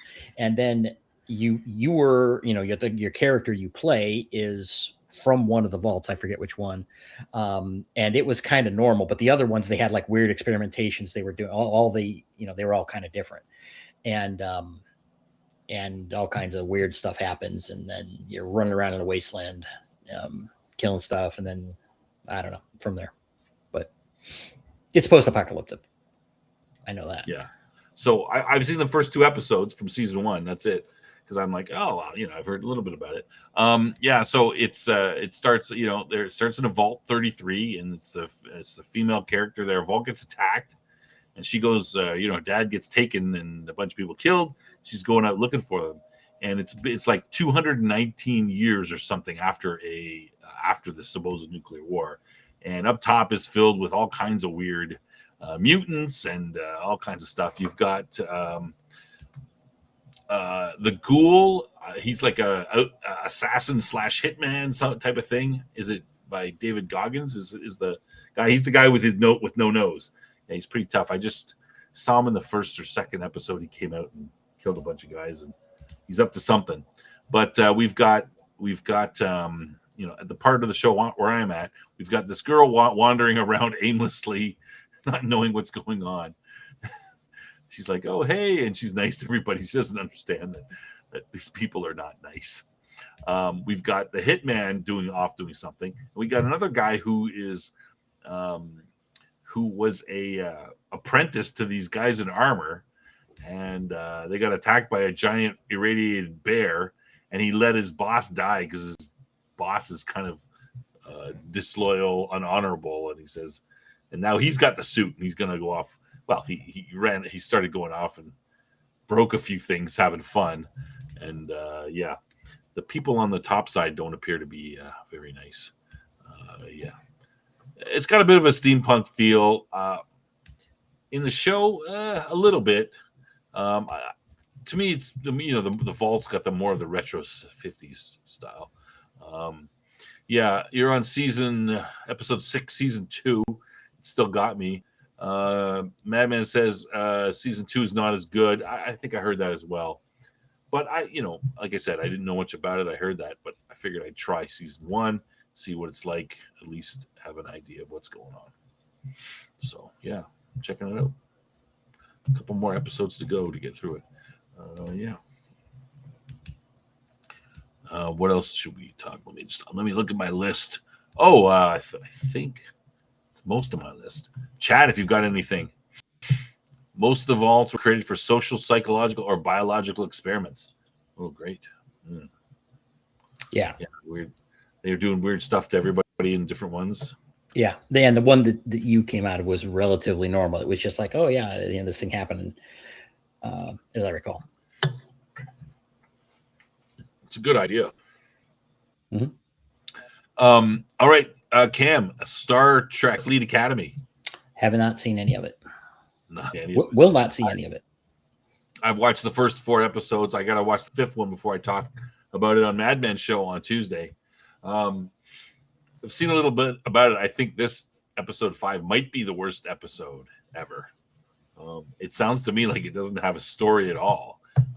It seems like, I got to say, I am not impressed with the first 4 episodes. They're just, it's just bad. It's just not Star Trek. It's just, they don't know. The people writing this show have no idea on how to write a good story. It's just self-inserts and rambling stories that go nowhere, and it doesn't make any sense. But I guess I'll mention it. We'll see what if the chat has anything to say about it. But I'll be on Mad Men's show talking about it on Tuesday. It's just, I can't believe that. I can't believe that they got this much money, $5 to $10 million an episode, supposedly they spent on it. And yet the writing is like, it is objectively bad. I don't understand how anyone who is a writer who has ever written for a show could look at these scripts and say, yeah, that's okay. All right. See you later, MJ. Get ready. 5 is the worst self-insert ever. Yeah, I kind of know what's going to happen. I'm dreading watching it, putting it off. Okay. So I don't particularly want to talk about that for too long, to be honest. No one. Well, everybody. The only reason people want to talk about it is to bash it. I mean, it's unbelievable how it is. Like I cannot. I mean, I haven't. People are saying that it's the Acolyte of Star Wars, and I didn't see the Acolyte. I heard it was bad, but I can't imagine like I mean, my imagination is pretty good. I've read a fair amount of science fiction. I can imagine a lot of things. I cannot imagine anyone reading, doing this show and thinking it's a good idea. This, like the script for Starfleet Academy. Yeah, let's have the captain act like this. Why would you ever think that is Star Wars? Or, I mean, I don't even think it's good writing at all. Never mind being Star Wars, which is a certain type of story you're kind of expecting. I don't see how it would be a good story just at all. Period. I'm without words. I can't say anything. It's just so poorly done. A lot of Romulan ale to make it through that. Like, it's just, I'm at a loss for words. They have this. There's this contest. There's a contest that used to be in the UK. It was like you had to write the worst opening for a novel. I think that you were supposed to do basically up to a page and a half, and like the worst opening for a novel ever. And people were like, like you have to be really good to write really bad, right?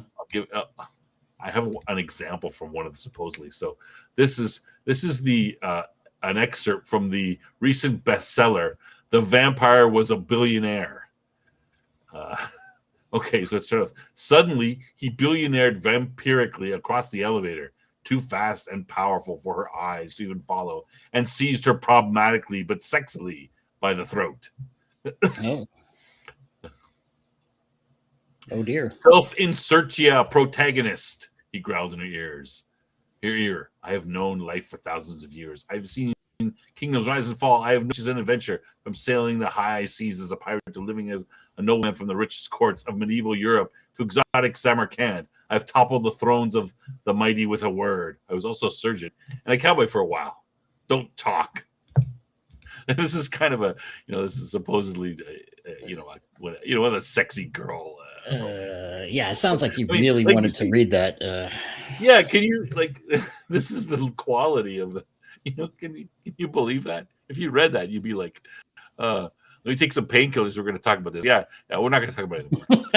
But this is the kind of like this is the kind of. I mean, there's not that line isn't from Starfleet Academy, but yeah, it's just crazy. I never knew we need gay Klingons in a skirt who watch birds. Yeah, it's just and some of the battling online is just the amount of you know some people trying to defend this, right? So my feed is littered with pictures of Picard, and remember from season 1 Cam of Next Generation, Picard and Riker wearing those um, dress uniforms to Oh yeah, some with the ones that kind of tights. look like dresses. Mm-hmm. They kind of look like dresses. Yep. Yeah. So everyone's like, "What do you mean dresses? Picard and Riker wore a dress." Blah blah blah. Well, it's not quite the same thing. It's a dress uniform, and if you noticed, you never saw that dress uniform ever again, like in the series.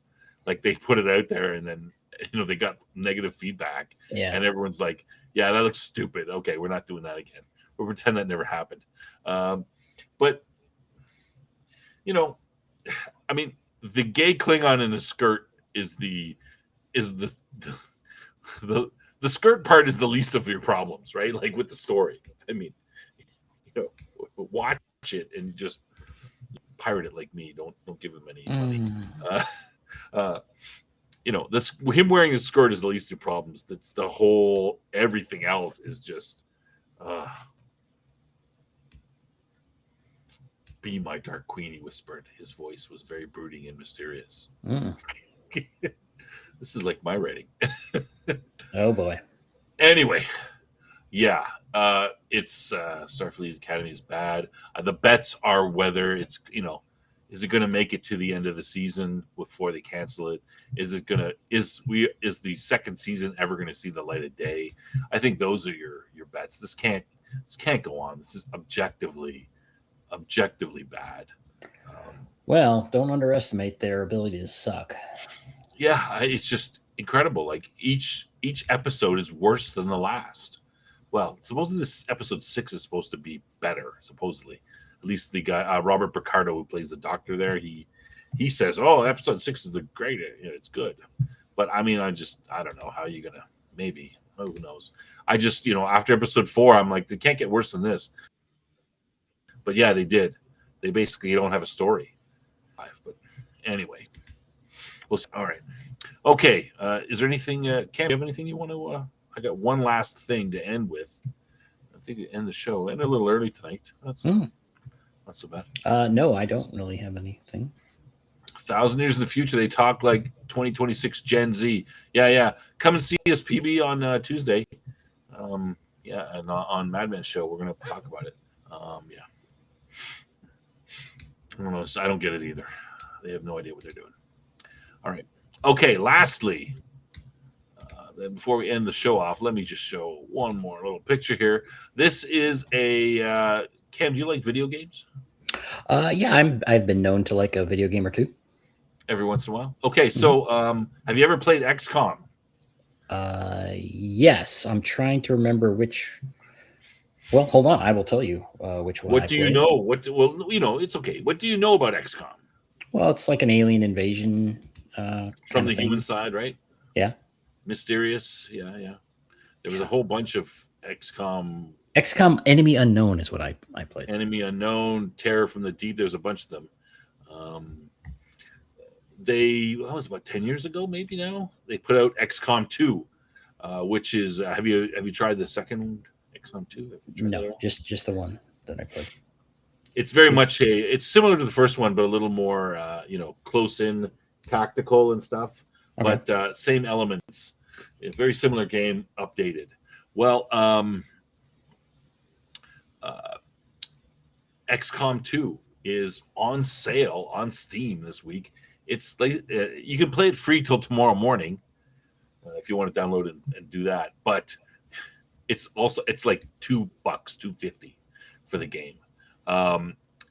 There's you probably got 60 to 100 hours of play in there. It's still good. It still stands up, even if it's 10 8 or 10 years old, whatever it is. Great game for $2 on Steam, 95% off. They're basically giving it away. If you have any interest in the tactical, shooter type things, go ahead and get it and do it.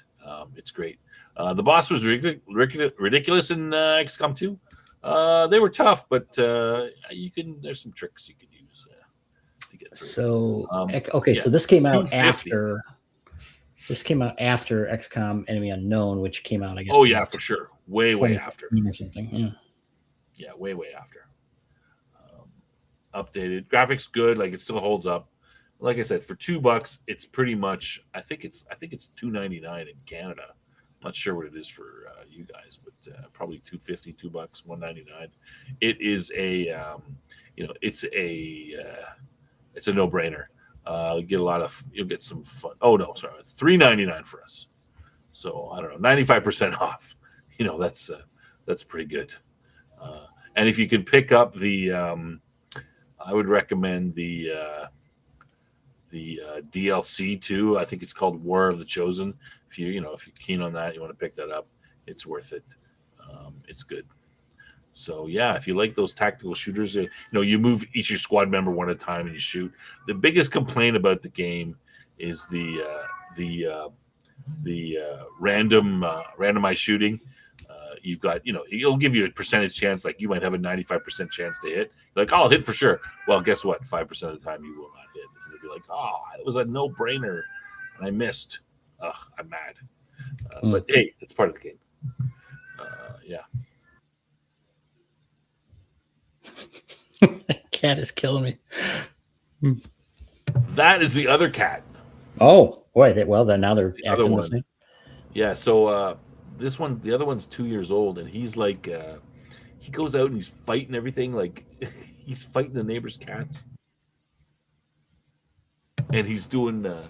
He's coming home bloody all the time. He's got limping and cut on his face, cuts on his nose and stuff. And he's all like, "Oh, I got beat up again." Yeah. So I don't know what's going on with that fool. He goes out. The neighbors have 6 cats in their barn. And he only fights 2 of them, but they hate each other or something. Something going on. Not sure what it is, but yeah, disappears with all these wounds. Mm-hmm. You never know. I got to put a camera on him to find out what he goes on, and then maybe I'll have to share it. Sure. Damn, I need a better studio. Yeah.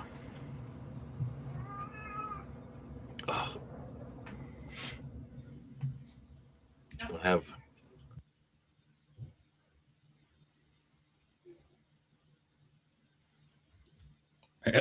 He's still there. Okay, so yeah, I'm still here. Okay. I'm still here. I'm just trying to get these cats out of the studio. Damn it. Yeah. Anyway, so if you have any interest in these types of games for 95% off, well worth it, in my view. All right. Okay. Riveting. I think that's everything. Whew. Well, okay. Yeah. So, hold on a second. Cam, talk. Okay. So this week on Wednesday, at our regular time at 11 p.m. Eastern, we have our Babylon 5 show, in which we will be doing episode 8, I believe. And I think Dean is going to be our guest. Let me double check that episode. It's either 8 or 9. And we're going to it's getting juicy now in season 3. So let's see. It's episode 8. So that will be Messages from Earth. Snob's back, I hear. I am back, yeah. So yeah, it's called the door. There's no door to this basement. it's open in this area. So yeah, I can't. Anyway, yeah, go ahead. You're talking about. I was just finishing I've watched up half the episode. I've watched half the episode so far. Okay. I haven't. I'm going to watch it tomorrow. You want to watch it again? Yeah. It has to do with. Oh, now there's a fight. Between the kitten and the other one? Now there's a fight. Holy cow. Hold on. Oh boy. See, this is why pets are always a challenge because they're crazy. Anyway, so I don't know what we're doing next week for a show, but what we had talked about doing this week was cartoons. Snob is clearly taken with this Primal, or is that the name? Primal? And he just really wants to talk about cartoons, even though it seems that our audience is not particularly interested. Well, they're not particularly interested in manga, maybe other cartoons. So if people have some interest in particular cartoons, maybe from your childhood, that you want to talk about, we would be interested in hearing that. I see Weatherman here says Alien Nation movie suggestion. Interestingly enough, I reviewed that way back when it came out, um, for this traditional kind of outlet called a newspaper. Um, but then, of course, there was the TV show that followed up on that, which it was okay, as I recall. I like the movie fairly well. Um, the basic premise is that an alien race arrives on Earth. Actually, it's an alien ship that has alien slaves on it that had overthrown their oppressors, and then but they're stuck here, so they're trying to and it's this is some the movies takes place sometime after that had happened, so that they've integrated into society in a lot of ways, but not completely. And it was I think it was James Caan um and Mandy Patinkin, I think, were the stars of it. James Caan was the cop, and Mandy Patinkin was the. Is that the movie, or am I thinking of the TV show? I think that was the movie. That was the movie. I think. Yeah. So anyway, those guys are too big for a TV show. That's true. So yeah, it was not bad. But we could, we could talk about that. Well, when talking about cartoons, I was thinking of, we're thinking of going back to our childhood and some of the cartoons that we talked about. Not Primal. That's not. But we're trying to have some. Strict 9 was a rework of Alien Nation. Yeah, District 9, good movie. We're trying to, we're always trying to get good. We're the problem with this show is that we're trying to have little somewhat deeper conversation. I don't want to just sit on the show and go, Star Trek Starfleet Academy sucks. Yeah, it really sucks. That's why you have only 704 subscribers and very few views, because you're not chasing that algorithm, buddy. I'm going to be chasing that algorithm. I'd be nerdrotic. I'd be rolling the dough. Yeah. But we have to live with what we are. So Anyway, so we're trying to do that. So I'm thinking of maybe some kind of panel discussions where Cam and I and maybe one or two other people we would grab that would be sort of experts in a certain area, and we would talk about a topic. So that's what we're trying to work out. But we're also working on. I forgot to do this. Sorry. Movie night's coming up, Cam. So what are we going to do for movie night? We can just set it up right here. What movies should I? We were going to put the Sean Connery movie up again, right? Zardoz. That failed last time. Yeah, Zardoz. Now, what do we want to put against it? Do you have any?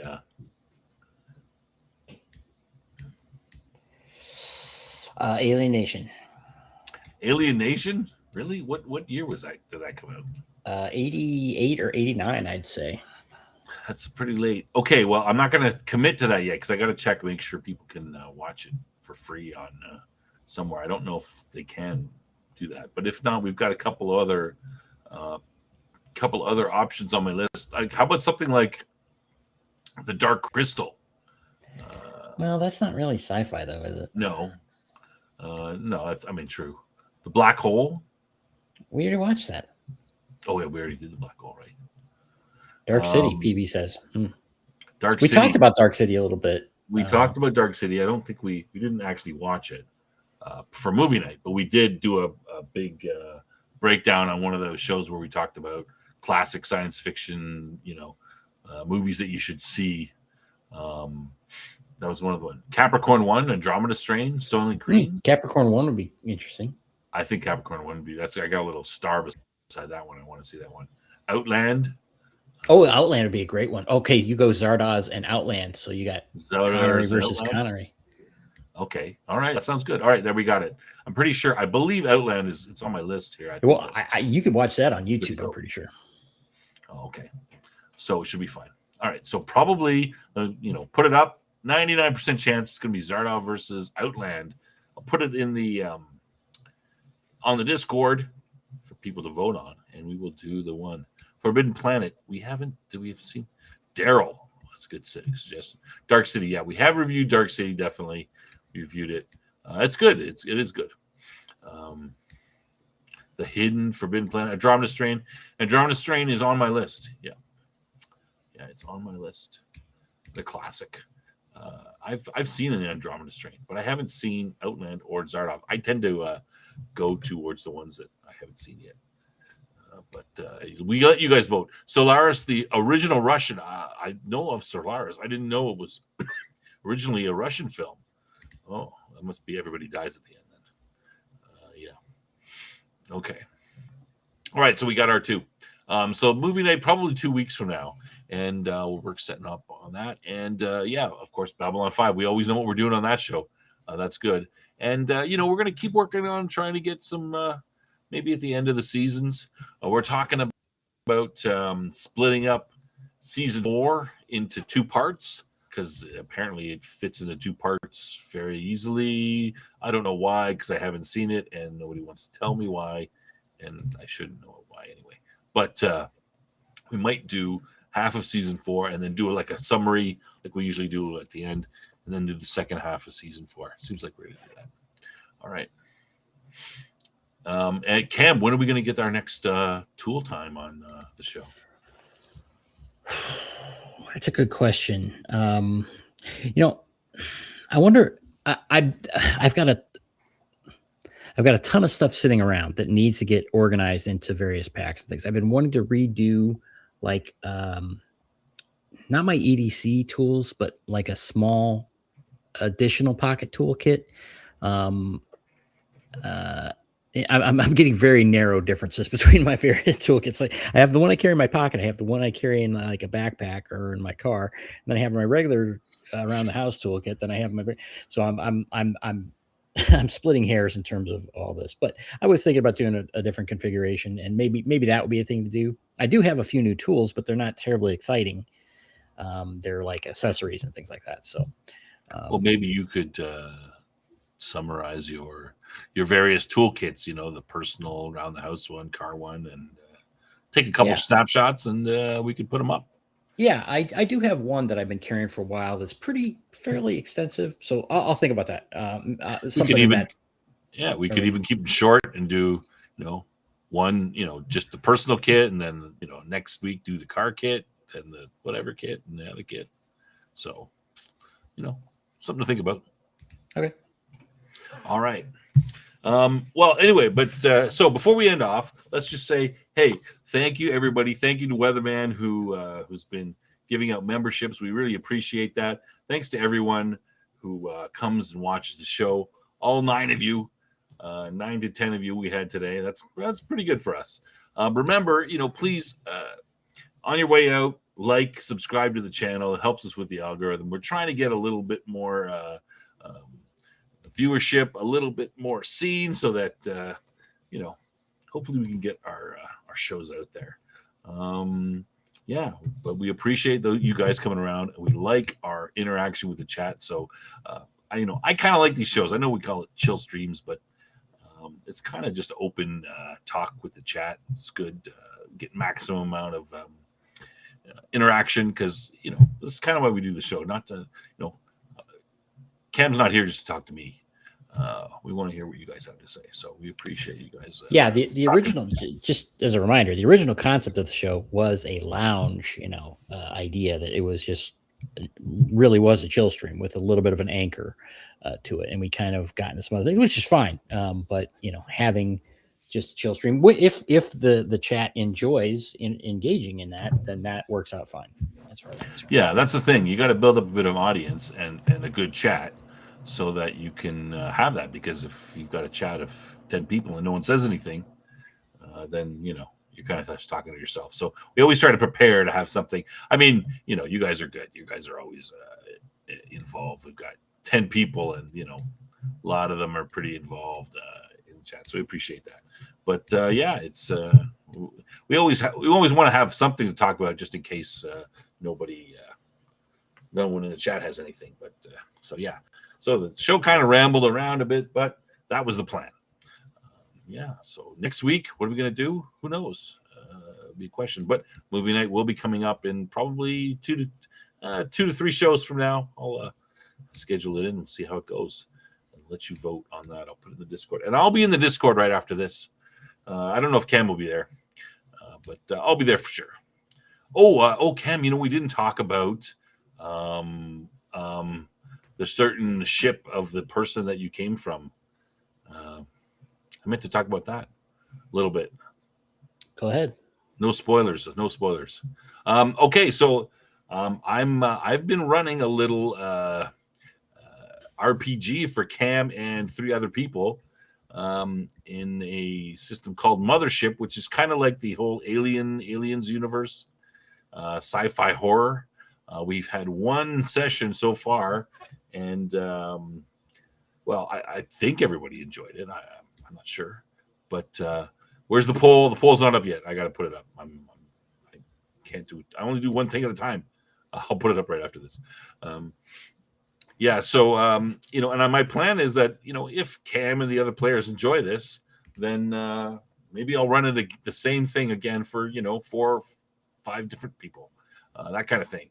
So, yeah, Cam, maybe the second or third time around it will be better. Yeah. Well, it usually gets better every time. So what do you think? I mean, Cam, without giving any spoilers, because some of the people here might, want to do the adventure. We don't know. What do you think about the first session? Yeah, I think it was it's an interesting idea, and I thought the players did pretty well. You're kind of jumping in. We have a different variety of experienced players. You could use a little work, of course, smoothing things out, but overall you did okay. Wow. High praise from Cam. Yeah. Okay. Well, let me give you without spoilers. Let me give you an example. One character gets up, gets dressed, does something, and then heads out, having a conversation on the way. And then another character just wants to get up and go get dressed. And that takes like 4 or 5 rounds. And then the timing was very strange. So it just needs to be tight. Just needs to be tightened up a little bit.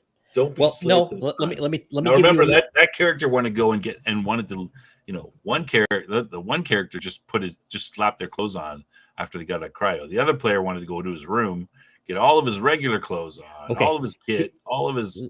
Let me give you a little tip from a player to a DM. Right. If players feel that they are not getting their turn, that is one of the worst things you can do to them. You could slap them around, you could make them fail, or just watch them fail, do any of that. But if they feel that they don't have their turn, you're going to lose those players. Friendly advice. All right. Okay. Good advice. And a bit of it is a problem with a rules light system where you're not using a battle map and things. It's like, I'm running somewhere for 3 or 4 turns. Well, how far can I go? Well, about that far. It's like, does that make sense? That's one of the big problems on tracking that is distance and movement and such. Actions are fairly easy because it's like, well, you act, but the movement element of it is trickier to do. And if you're not, keeping track of it, it's a little harder. Actually, having a map makes it worse because when you're staring at a map and you're like, well, it's only here to here, and why can't I move there in that round or 2 rounds or whatever? You know what I mean? Whereas if it was just complete theater of the mind, it's like, oh yeah, it's taken you a while. So anyway. All right. Okay. Weatherman wants to get out of here. Okay, let's go. But yes. Okay. So, all right. So we're going to keep going. I'll get better as we go along. Yeah. My This is ego not unusual. Don't take it as my a ego has been slap. bruised, and anyway, the characters have been have been dissing each other in the private chat. So I don't know. They seem to be they're playing the meta game anyway. If the game above the game, but they seem to enjoy it. But yeah, we'll see what happens. Yeah, it's like I said. The thing about it, the reason I like this system is because it is very rules light and it's easy. We can bring in players. They don't have to read the rule book. They don't have to know anything. The warden, the GM can do everything for them. But it's good to explain sort of how the systems work a little bit. But that can be explained in 15 minutes, and you can just jump in. It's more about the role playing. So yeah, all right, that's good. Okay, so we're keeping on that this week, and we'll see what happens in part 2, session 2. I will tell you, Cam, you haven't really gotten to the whole. You've seen a little bit of what might be going on, but you haven't actually revealed the whole problem. There's still much more to reveal. So. Yes, certainly. All right, good. Okay, that's it, everyone. Good night. Don't forget, hey, slap that like button on your way out. We'd appreciate it. Yep. Thanks, everybody. And we'll see you on Wednesday for Babylon 5. Should be a good episode. It's advancing the plot, space battle or something, I think. Someone's in a ship and supposed to shoot things, that kind of stuff. So, yeah, here we go. It's starting to ramp up. All right. Thanks, everybody. Good night. Good night.